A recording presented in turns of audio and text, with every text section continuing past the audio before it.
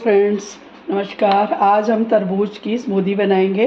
वैसे इसको किसी भी तरह आप जूस बना के या ऐसे भी खा सकते हैं। तो आज हम एक नया इसको हमें मिक्सी में डाल के पीस लेते हैं। ये देखिए इस तरह से मिक्सी में इसको पीस लिया।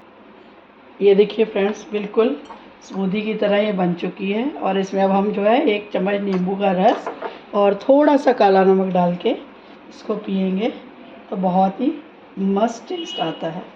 ये देखिए इस तरह से, ये देखिए इस तरह से बढ़िया तरबूज की स्मूदी बनके तैयार है। Thank you.